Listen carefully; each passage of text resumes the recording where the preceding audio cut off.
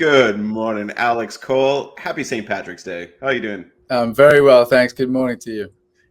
March 17th, weather's turning nice, getting a little warmer upstate. How's everything down in the city? Yeah, weather's been great, warm and mostly dry, but today we've got a bit of rain coming through, but we're going to have a nice weekend, I think. So all good stuff. Fantastic.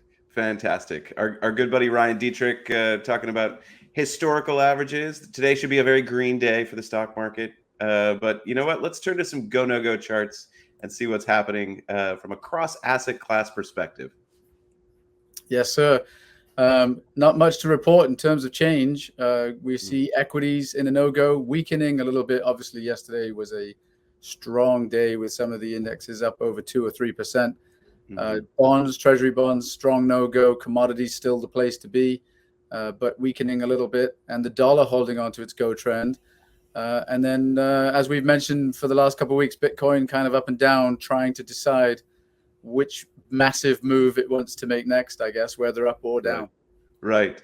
4.8% gains in Bitcoin yesterday, still in an amber neutral territory. We're seeing a lot of chop, which just reminds us of what Jesse Livermore told us almost 100 years ago, that there's a time to go long and a time to go short and a time to go fishing, meaning that we want to invest on the side of strong trends with the weight of the evidence, the wind at our backs. And, people get really excited about, 3.7% gain on the Nasdaq yesterday. And if you're myopically focused on really short-term charts, you might think we're out of the bear territory and just off to the races. But when we look at trends, we're looking at a series of lower highs and lower lows, and that's certainly the case for all of the major U.S. indices. Yeah. Alex, let's turn our eye to the S&P 500 and just look at what's happening on a daily perspective as markets get chopped around. Yeah, and that's not to say that there weren't a lot of people that made a lot of money yesterday. And if you're looking at 1-minute charts, 3-minute charts, 5-minute charts, you'll see the trends on a different time frame, right? That's the beauty of technical analysis, the fractal nature of what we look at. But if you're looking at these daily charts, these sort of medium-term horizons, like you said, we're still looking at a no-go trend overall with a series of lower highs and lower lows. And we did note some bullish divergence coming into the charts over the last couple of months, but we are still in a no-go. Now, when we opened a little bit lower today. The oscillator was still testing the zero line. We're about 10 o'clock Eastern time when we record this. And it looks like we've gone up since the open. So we'll see. That's going to put a bit more pressure on this no-go as the oscillator creeps into positive territory. Of course, we'll have to see where we close today. There's a lot of trading left. Absolutely. Let's just pull up the GoNoGo chart on an intraday basis, just to take a look at what these last couple of days of rally look like on maybe a 15-minute chart. Yeah. So if you are in the short term and you're trying to trade to make money on these days that move fast, this is a 15-minute chart, and we see the Go trend. Where is that? March 15th. And we've been up making high highs since then. Of course, some people are trading 1-minute bars on E-minis and things like that, but you can obviously use whatever time frame that works for your trading style. Absolutely. Well, thanks for looking at that across multiple time frames, Alex. The big news yesterday, obviously, was that Chairman Jerome Powell came out and talked about the activities of the Federal Open Markets Committee. Not a huge surprise. We're up 25 basis points on the Fed funds rate.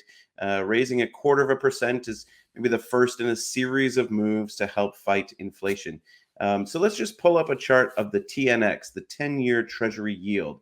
Again, bonds are selling off. They've got the glide path of a brick, but rates are moving higher. As we look at the yields, we're seeing 8 consecutive days. We're seeing a move up towards 2.2%. Which really does, impact the rest of the markets. We know from an intermarket perspective, this higher rate environment is going to impact things that are higher multiples. Growth equities have certainly been underperforming so far here in 2022. But Alex, what are you seeing from a trend perspective on interest rates?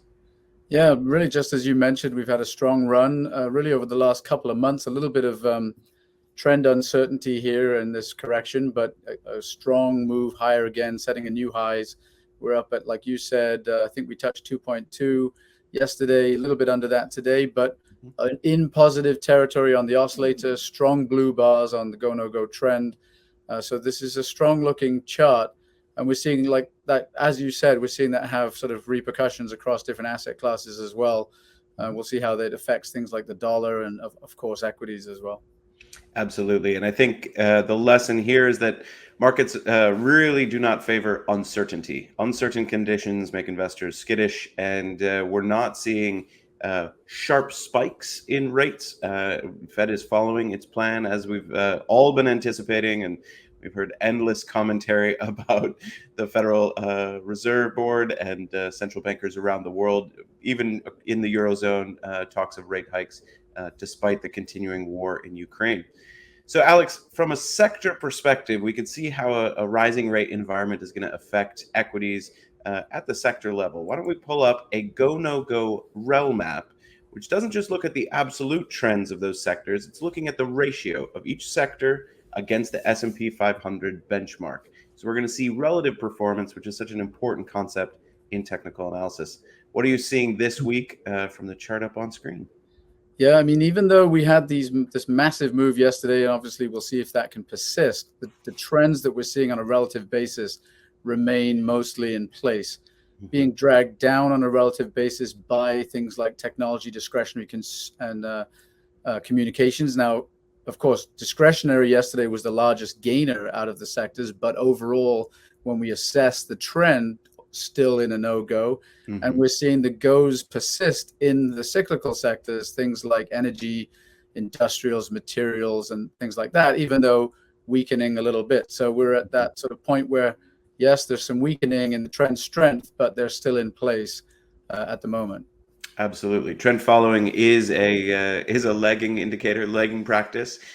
So looking at moves in the consumer discretionary is up 3.41% yesterday. That's not what we're trying to capture when we're looking at these daily and longer time frames. So, Alex, let's get into the sectors a little bit. You mentioned materials being a strong sector, strong relative performance. Let's look at that on an absolute basis as well. We can pull up a GoNoGo trend chart of the XLB. And tell us what you're seeing from the materials perspective. I know there's been a lot of positive divergence between what price is doing and what we're seeing in the GoNoGo Oscillator. Yeah, we mentioned this in Flightpath this week. We're seeing the lower lows in price, and we saw higher lows in the oscillator. And we were talking about how overall the weight of the evidence is still in a no-go, and what we'd like to see if we were to become a little bit more bullish, or to at least think that there's some concern about the strength of the no-go, would be a break into the above zero, into positive territory on the oscillator. And so far today, we are getting that break of the squeeze, the go-no-go squeeze, which builds as the oscillator rides the zero line. We are seeing that oscillator dipping into positive territory. So kind of confirming what we were seeing in divergence. Now, again, price is all important, and the weight of the evidence still looks like a weaker no-go here. So we will continue to watch. But if this continues and we see this continued momentum staying positive on the oscillator, we would expect some color change in the trend indicator above. Absolutely. What an important lesson from technical analysis, where we're looking for confirmation or divergence. The momentum oscillator, GoNoGo Oscillator in that lower panel, telling us the enthusiasm of selling or buying. The overwhelming selling pressure has started to wane, started to taper off as we make lower and lower lower lows in the material sector. We've seen a lot of analysts looking at positive divergence at the index level, at sector groups. Certainly an important characteristic to look at in terms of what's happening under the hood in those supply and demand relationships. But Alex, I think you said it best. Price is the paramount indicator. That's what we're going to trade off of, and we're looking at these potentially positive divergences to see in advance what we could expect from trend. So within the materials sector, let's look at a couple of names individually. I know last month we were talking about lithium and the mining companies that are delivering some of these materials for a burgeoning electric vehicle market here in the States. Sociedad Quimica Material from Chile. I really butchered that. I'm going to go back to school. I apologize to all of my Chilean friends. That was terrible. We'll do better next time. SQM is the chart. And so we're looking at this on a daily basis. What are you seeing right now in terms of the trend and the relationship with the oscillator at the zero line? I mean, first of all, I'm not even going to try to say the name, so I'm going to leave you on your own with that one. But yeah, it's been a strong trend. We're seeing higher highs and higher lows. We see the oscillator continuing to find support here at the zero line. I believe we talked about SQM in the flight path back around here, maybe 21st, 22nd of February. We've seen a nice run since that, and we're looking to see now, will the same thing happen again as the oscillator test the zero one more time? Alex, could we back this chart up to a weekly or a monthly time frame? I know one of the aspects that we were talking about a month ago in our research to institutional subscribers was just how all of the time periods had aligned, and we were seeing strong trends across daily, weekly, monthly, even quarterly charts, making multi-decade approaches at all-time highs. So seeing that kind of confluence of trends across multiple timeframes certainly plays out favorably for a stock like SQM. Excellent. So we're looking at the monthly. Fantastic. Let's move on. STLD is the next ticker I want to take a look at. Yeah, so another one in the material sector. This is we're still on the monthly here, so you might be seeing the same thing. The trends lining up across periodicities. But if we go back to the daily, we like what we're seeing here from a GoNoGo perspective because we saw the trend identified. We found support from the oscillator on that little pullback, and then we're now retesting these highs with a bounce of the oscillator into positive territory. And I think if we pull this chart back, we're going to see that we're right above, sort of consolidating above prior highs from August of last year. So this is a pretty healthy looking chart, Tyler, I think, on STLD. Absolutely. Good signs of the economy reopening, putting some of these materials companies back in the front seat, seeing leadership from things like steel and copper. Obviously, the commodities trade in grains has been really strong as well. We're going to talk about that in a minute. Alex, let's switch over to the utilities sector. Maybe not the most interesting, certainly not a high growth area, a little boring, pay some dividends. But we've seen leadership from utilities in this defensive environment for the major U.S. Equity indices. And what are you seeing from a trend perspective on the utilities chart? Yeah, I think it's really interesting because we always joke about, the Jimmy Buffett song, "It's 5 o'clock somewhere," and there's another saying that there's always a trend to catch somewhere. Yeah. And you don't think when equities have been in the kind of place where they've been for the last few weeks on the S&P, since the beginning of the year, you don't think that there are spots within the equity markets where you can be catching go trends. But it's just nice to remind yourself that the utilities as a defensive sector, as sort of a safer place to perhaps park your money if you are somebody that only plays equities. There's a lot of fund managers that need to be invested in the equity space.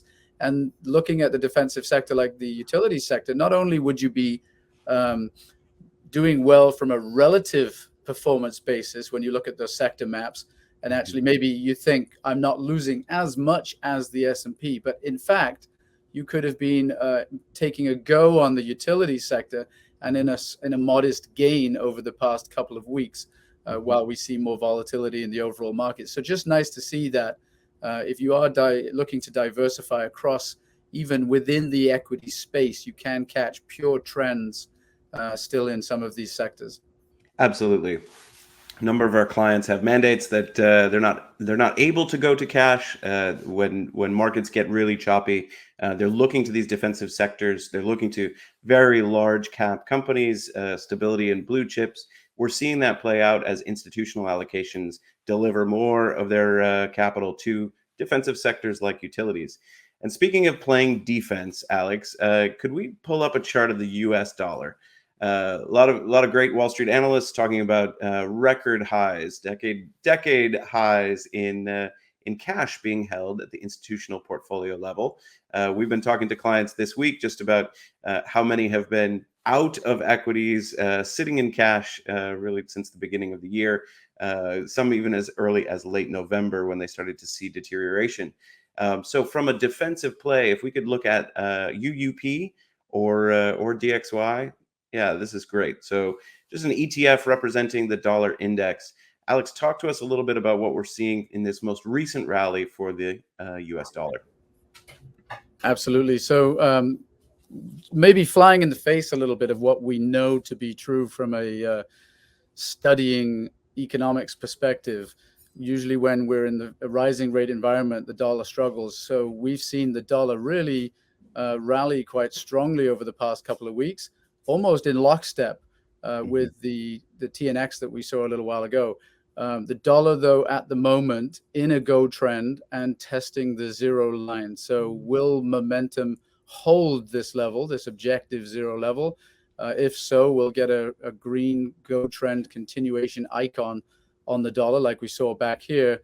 Or will it break back below the zero line and perhaps do a bit more what people might expect given that rates are rising? Absolutely. When we look at our headline inflation numbers, 7.9% CPE, that's it's a struggle to understand how the U.S. dollar could be so strong. But when you look around the rest of the world, I mean, Europe's looking at an average of 10% inflation potentially here this year. There aren't a lot of alternatives, and demand for cash as investors pull out of equities and certainly bonds.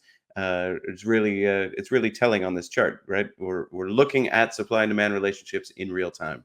So thanks for walking us through that, Alex. Let's move on back to the perhaps the headline story that's been the headline story all year long. Let's talk about the energy markets. Certainly, we've retraced a lot off of that big spike higher. Why don't we pull up a chart first of the energy sector, and then we'll look at oil itself. But the XLE, which has been the strongest performer throughout 2021, strongest performer year to date here in 2022, but really giving back a lot of gains this week. Is the trend over, or are we just coming back into the trend line? Talk to us, Alex. Yeah, that's when we turn to the oscillator. I mean, really, hopefully clients and viewers are finding some value in the oscillator, and this is the way I use it. The trend is in place. We're seeing go bars, aqua go bars. When do we know that there's a bit more of a concern or a bit more of a threat? When that oscillator breaks the zero line, because we know in theory there shouldn't be overselling in a healthy uptrend. Yes, there'll be cooling off. Yes, there'll be periods where the oscillator, the inputs to this oscillator go into their neutral territory, but going oversold would be a concern. So we look to the oscillator now, and we want to know, will this oscillator hold the zero line as support? If we look at this on a weekly chart, really it doesn't look that bad at all. I mean, we're getting some counter trend correction arrows here as we've had a strong run. But when you look at the last 2 weeks, that doesn't look like anything other than, healthy movement within a trend. On the daily, it looks a bit more serious, but we're back to that zero line and we're going to watch what happens. And the beauty is we'll be told if the oscillator breaks below zero because there's more price action to the downside, then we'll know that there's some heavy selling entering these markets, energy and oil itself, and we'll know that perhaps there's a bit more of a risk to the go trend. Absolutely. I think you've said it really well. Let's turn our eye to USO and take a look at what's happened in perhaps the higher beta play that's driving a lot of the trend in the XLE sector. But if we look at the price of oil itself, back below $95 a barrel, we were staring at 139 in the futures markets even just last week. Really volatile times. Obviously, interventions happening from the supply side as well as the demand side as we look at geopolitical events and tensions with Russia. So if we pull up a chart of the USO, let's see what's happening from a trend perspective. Yeah, so obviously this is the fund, not oil prices itself. So on this, it's $72. Like you mentioned, on oil prices, they've gone back below 100. But I wanted to throw on some Fibonacci's on this chart because we love the ability to mark up charts in the way that you would with traditional technical analysis, because there is that space on the price chart and that focus on price. And it's interesting. We also had a reader, a client who was going back and forth about using Fibonacci's and how do we use them in conjunction with GoNoGo charts. So thanks for that. But we're seeing here that we've dropped to the 50% level on the Fibonacci's, one of the important levels. And we can see that that's giving up a significant amount of gains from what we saw over the past several months. But we're still, just like that energy sector chart, we are now testing the zero line, riding the zero line. The GoNoGo squeeze is building, and we're still in an aqua go trend. So that confluence of support where we saw these few price bars here towards the right come down and test what is a psychologically important support level. A lot of traders look at Fibonacci retracements. If you combine that with what we're seeing on the oscillator, where we are holding this support level, we are still in trend, and we'll look to see if we can rally off the zero line. Then will we get a go trend continuation green circle? And then in that case, it'll look as if we've put in a higher low within a go trend. Mm-hmm. Fantastic, Alex. Really stands out to me with GoNoGo charts. You've got all of the blended technical indicators to identify trends. You've got all of the blended technical indicators on the momentum side, giving us that objective zero line, that level of neutrality for momentum. We've got volatility baked in. We've got volume baked in. Without cluttering the chart, you can still do things like Fibonacci extensions and retracements, very clearly being able to keep an eye on price. I think one of the great advantages of using a GoNoGo chart.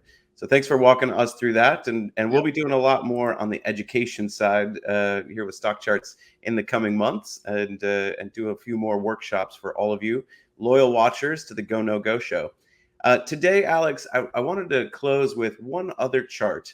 Archer-Daniels-Midland was one that you pointed out earlier this week to our institutional subscribers. We've talked about grains. We've talked about Russia and Ukraine's combined contribution to global wheat. But ADM looking like a very strong go trend. Let's talk through this from a trend perspective real quick. Yeah, so I like the look of this one. I think we pulled it out at the end of Monday's report. We've seen it come off the high. We've had the counter trend correction arrow, and we were looking at it settling here as investors perhaps digest some gains and then test the zero line. So this is one of those where, from a thematic perspective, we are perhaps thinking, or you might be thinking, that the trend in defensive or cyclical securities and sectors is here to stay, perhaps. The combining the trend in commodities with the rotation we're seeing in amongst the equity sectors. And if that being the case, if you are in a go trend, then this is one where we might now look to the zero line and look for an opportunity to enter this go trend, which has made a series of high highs and high lows. And so again, we're looking at the oscillator now. As long as this holds support, we can be fairly confident that momentum is going to stay in the direction of the go trend. We'll know that as soon as it goes positive. So we'll be watching the oscillator here. We can see how it's happened over and over again, as it does in a trend. We've had a run, we have a cooling off, oscillator holds as support. We have a run, a little bit of a consolidation, the oscillator holds as support. We've had another run, we're having a consolidation, the oscillator so far holding as support. And that's how we see trends play out when they're healthy. Absolutely. And for all of the institutional investors who've been practicing trend following for many, many years, they know that being patient and scaling into positions is really the way to capture those outsized gains. So when we have those periods of cooling off, call it a hurry up and get ready to either buy more or dump your position. But for anybody who's thinking about getting into the ADM trend, thinking about agricultural commodities and the companies that are benefiting from what's happening right now, we're right at that inflection point where we would see a trend continuation icon. Great point of entry, in part because risk is so well defined. We know that if the oscillator breaks below zero, we've got threats to the trend, and it's a signal to exit. Alex, what a great pleasure to walk through these charts with you today. Look at go charts from a trend perspective. Thank you very much for your time, and happy Yeah. St. Patrick's Day again. At Yep. this point, we want to thank everybody who's watching on YouTube, or if you're watching StockChartsTV.com, make sure to download that on-demand app, and we'll be back again next week. From here, Alex, I'm headed straight to Toronto. Ryerson University's got their annual student investment competition, and we're gonna go talk to some kids about technical analysis. Yeah, Maybe, fantastic. You do so many of those presentations for universities, and I think it's just wonderful getting people interested in the discipline that we love. And I trust you're wearing some kind of green, or you're going to put some green on, put a green yeah, hat. Or something. a little tartan. I'm actually Scottish, so Yes. So you should wear something Scottish, just to just to be Scottish on St. Patrick's Day. And exactly. I'll be decked out in red as a proud Welshman. Yeah, not enough attention being paid to Welsh heritage here in the U.S., Alex. Certainly isn't. March 1st, St. David's Day, barely gets a look, but I make sure I wear my daffodil or my leek and fly the flag on March 1st. Fantastic. Everybody be well, stay safe, and we'll see you again next week. Thanks so much. Hey guys, Dave Keller here with StockCharts.com. Thanks so much for watching our video. If you enjoyed it, and we hope you did, hit the like button right below. Also, we have so much new content every day. Consider subscribing to the channel. Just hit the subscribe button in the video or right below. Thanks for watching. Stay safe. Have a fantastic day.